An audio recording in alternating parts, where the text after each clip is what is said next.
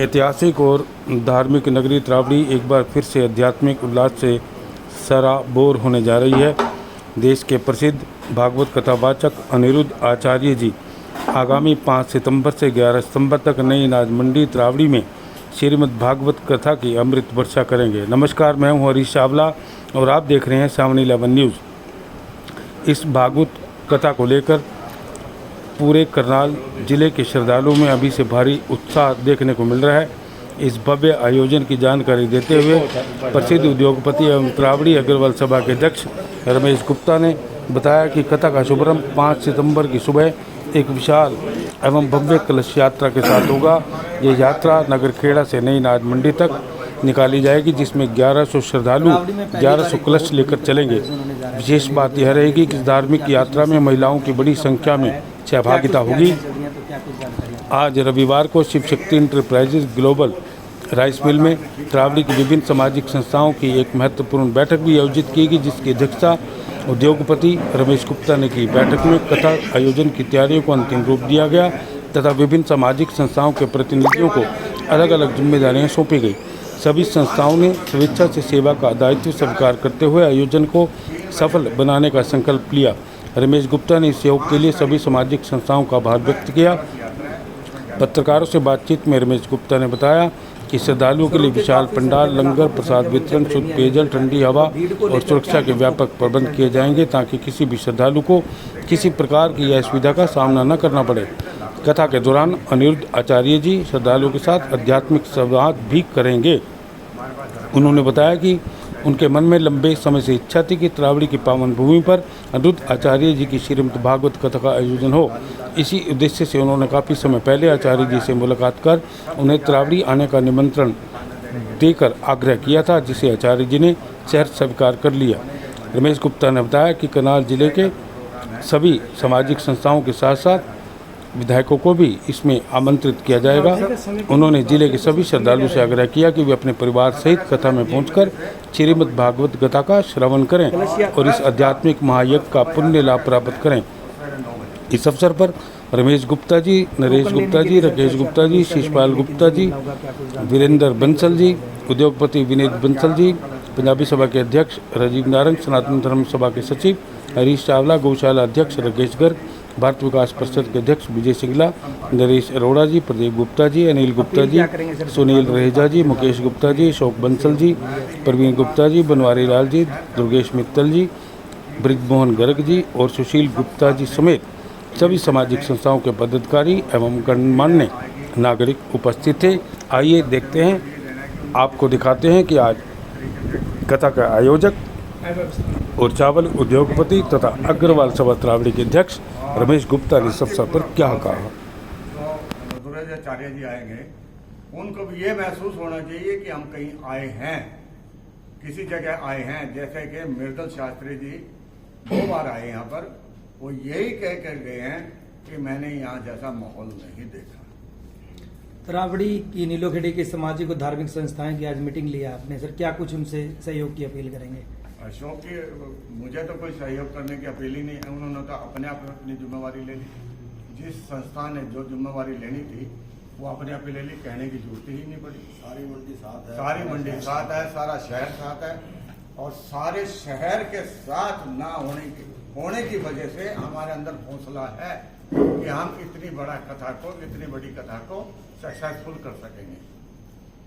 रमेश जी, आपकी सवाल है, अनिरुद्ध आचार्य जी को बुलाने का ख्याल मन में कैसे है? उनको बुलाना चाहिए। आप सुनिए, हम यहाँ से 2-3 जने गए और मेरे सिंह जी सहारनपुर से गए। हम 2-3 जगह गए, दोनों 3 जगह यही पता लगा कोई 2 साल का बुक्का है, कोई 3 साल का बुक्का। इन्होंने पिछले साल आना था। तो हमारे को एक फोन आया कि आप इनको छोड़ दो, अनिरुद्ध आचार्य जी को कर दो। हमने से टाइम लिया, उनका आदमी ढूंढा, खैर हम शाम को उनके आश्रम पर चले गए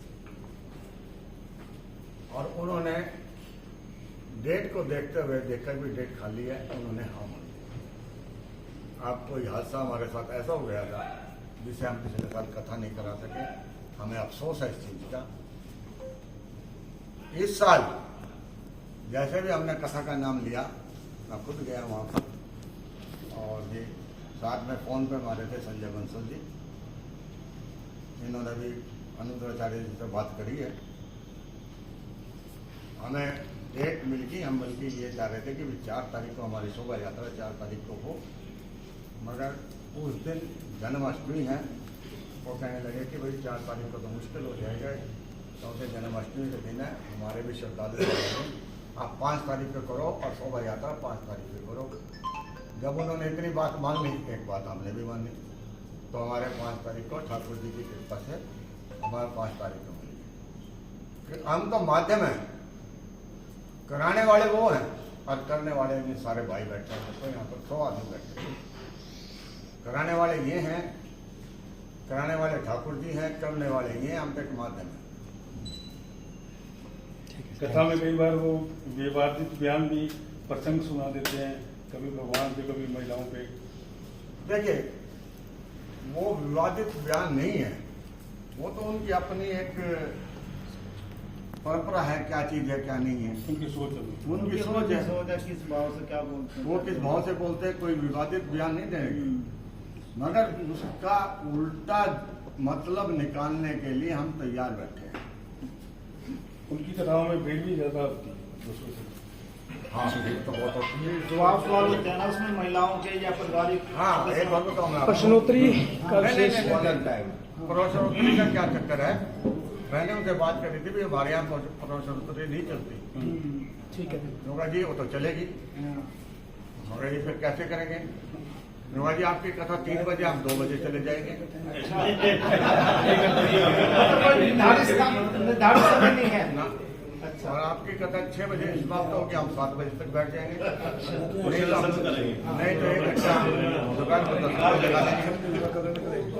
मैं कहने लगा जी हम तो बंद गए, आपको अकेला तो हम नहीं छोड़ सकते, ये तो हमारी भी जिम्मेदारी है। कुछ योगा नहीं, कोई दिक्कत नहीं आएगी आपको, और तो करेंगे। तो प्रश्न हो सकेंगे, प्रश्न पूछ सकेंगे महिलाएं आप श्रद्धालु। पूछ सकते हैं।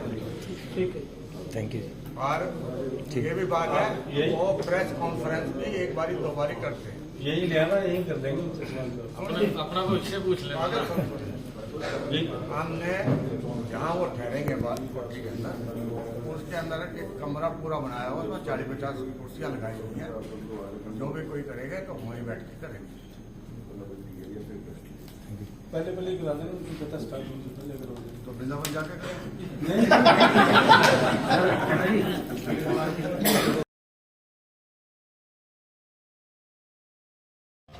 हेलो, आए उनके भागी बने। कहते हैं कथा कराने वालों को इतना पुण्य है जितना कि सुनने वाले को, कलश उठाने वाले को। इस चीज के सब भागी बने, और मैं सारे शहरवासियों से अपील करूंगा कि शांतिपूर्वक कथा का आनंद लें। कलश यात्रा कब से प्रारंभ हुई, कलश यात्रा तो 5 तारीख को सुबह 9 बजे से कहाँ से कहाँ तक जाएगी? नगर खेड़ा से कथा स्थल तक, अनाज मंडी तक।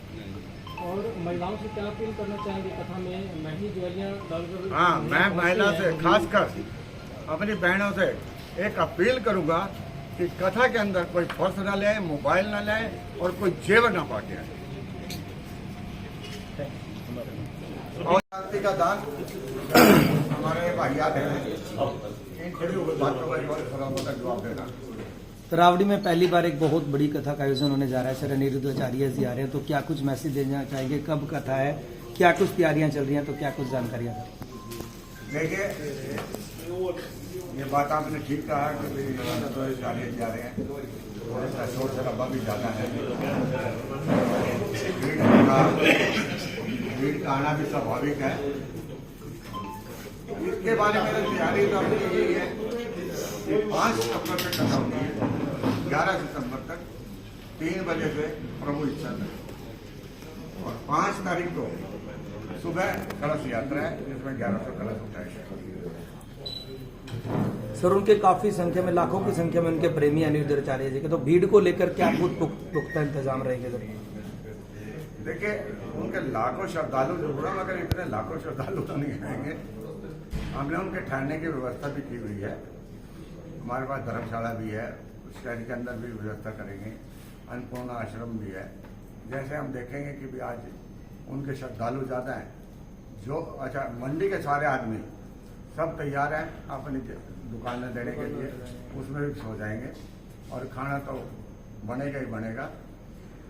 चाय का भी प्रोग्राम है, सवेरे चाय का है, दोपहर का खाने का है, रात को खाने का है। समय और कथा के समय की बात करें तो सर समय क्या रहेगा कथा का? कथा का समय 3 बजे से प्रभु इच्छा तक। कलश और यात्रा कलश का जो कलश शोभा यात्रा का समय है वो सवेरे 9 बजे से है। टोकन लेने के लिए सर कलश यात्रा में हिस्सा लेने के लिए किनसे मिलना होगा, क्या कुछ जानकारी है, कितने कलश उठाए जाएंगे? कलश 1100 कलश उठाए जाएंगे। और मैं पहले ही बोला हूँ कि इनके लिए सुशील गुप्ता जी, संजय बंसल जी और प्रवीण जी से संपर्क कर सकते हैं। अपील क्या करेंगे सर श्रद्धालुओं से? काफी श्रद्धालु पहुंचेंगे, उनका भी सहयोग जरूरी मैं तो है। यही कहूँगा, पहले तो मैं अपने शहर से अपील करूँगा कि इस योजना में सब साथ दें, मिल के चलें। और जितनी भीड़ है आएगी उनको एक तरफ से उनको ये देना है कि उनको किसी तरीके से कोई अव्यवस्था न लगे तकलीफ न हो। और शांतिपूर्वक भाव से जो अनुद्वैताचार्य जी आएंगे उनको भी ये महसूस होना चाहिए कि हम कहीं आए हैं, किसी जगह आए हैं। जैसे कि मृदल शास्त्री जी 2 बार आए यहाँ पर, वो यही कह कर गए हैं कि मैंने यहाँ जैसा माहौल नहीं देखा। तरावड़ी की नीलोखेड़ी की सामाजिक और धार्मिक संस्थाएं की आज मीटिंग लिया आपने सर, क्या कुछ उनसे सहयोग की अपील करेंगे? अशोक की मुझे तो कोई सहयोग करने की अपील ही नहीं है। उन्होंने तो अपने आप अपनी जिम्मेवारी ले ली। जिस संस्था ने जो जिम्मेवारी लेनी थी वो अपने आप ही ले ली, कहने की जरूरत ही नहीं पड़ी। सारी मंडी साथ है, सारा शहर साथ है। और सारे शहर के साथ ना होने की वजह से हमारे अंदर हौसला है कि हम इतनी बड़ी कथा को सक्सेसफुल कर सकेंगे। कबीर जी आपकी सवाल है, अनुद्वैताचार्य जी को बुलाने का ख्याल मन में कैसे आया? उनको क्यों बुलाना चाहिए? अब सुनिए, हम यहाँ से 2-3 जने गए और मेरे सिंह जी सहारनपुर से गए। हम 2-3 जगह गए, तीनों जगह यही पता लगा कोई 2 साल का बुक है, कोई 3 साल का बुक है। इन्होंने पिछले साल आना था। तो हमारे को एक फोन आया कि आप इनको छोड़ दो, अनुद्वैताचार्य जी को कर दो। हमने इनसे टाइम लिया, उनका आदमी ढूंढा, फिर हम शाम को उनके आश्रम पर चले गए। और उन्होंने डेट को देखते हुए देखकर भी डेट खाली है, उन्होंने हाँ मान लिया। अब कोई हादसा हमारे साथ ऐसा हो गया था जिसे हम पिछले साल कथा नहीं करा सके, हमें अफसोस है इस चीज का। इस साल जैसे भी हमने कथा का नाम लिया, मैं खुद गया वहाँ पर और ये साथ में फोन पे मारे थे संजय बंसल जी, इन्होंने भी अनुद्वैताचार्य जी से बात करी है। हमें डेट मिल गई। हम बल्कि ये चाह रहे थे कि 4 तारीख को हमारी शोभा यात्रा 4 तारीख को हो, मगर उस दिन जन्माष्टमी है। वो कहने लगे कि भाई 4 तारीख को तो मुश्किल हो जाएगा, क्योंकि जन्माष्टमी के दिन है, हमारे भी श्रद्धालु आप 5 तारीख को करो और शोभा यात्रा 5 तारीख को करो। जब उन्होंने इतनी बात मान ली, एक बात हमने भी मानी, तो हमारे 5 तारीख को ठाकुर जी की कृपा से हमारा 5 तारीख को मिली। हम तो माध्यम है, कराने वाले वो हैं और करने वाले भी सारे भाई बैठे हैं। तो यहाँ पर 100 आदमी बैठे हैं। कराने वाले ये हैं, कराने वाले ठाकुर जी हैं, करने वाले ये, हम तो एक माध्यम है। कथा में कई बार वो विवादित बयान भी प्रसंग सुना देते हैं, कभी भगवान पे कभी महिलाओं पे। देखिए, वो विवादित बयान नहीं है, वो तो उनकी अपनी एक परंपरा है, क्या चीज है क्या नहीं है, उनकी सोच है। उनकी सोच है। सोचा किस भाव से क्या बोलते हैं, वो किस भाव से बोलते हैं, कोई विवादित बयान नहीं देंगे, मगर उसका उल्टा मतलब निकालने के लिए हम तैयार बैठे हैं। उनकी कथाओं में भीड़ भी ज्यादा होती है दूसरों से। हाँ, भीड़ तो बहुत होती है। जवाब सवाल होते हैं ना उसमें महिलाओं के या पारिवारिक। हाँ, एक बात बताऊँ मैं आपको। प्रश्नोत्तरी का विशेष प्रश्नोत्तरी का क्या चक्कर है, मैंने उनसे बात करी थी भी हमारे यहाँ प्रश्नोत्तरी नहीं चलती। ठीक है। होगा जी, वो तो चलेगी। मगर ये फिर कैसे करेंगे? नोगा जी आपकी कथा 3 बजे, आप 2 बजे चले जाएंगे। निर्धारित समय नहीं है ना और आपकी कथा 6 बजे समाप्त होगी, हम 7 बजे तक बैठ जाएंगे। नहीं तो 1 घंटा दुकान पर 10 बजे लगा देंगे। मैं कहने लगा कि हम तो बंद गए, आपको अकेला तो हम नहीं छोड़ सकते, ये तो हमारी भी जिम्मेदारी है। कुछ लोगों ने कोई दिक्कत नहीं आएगी आपको, और 900 तक करेंगे। तो प्रश्न हो सकेंगे, प्रश्न पूछ सकेंगे महिलाएं आप श्रद्धालु। पूछ सकते हैं। ठीक है। Thank you.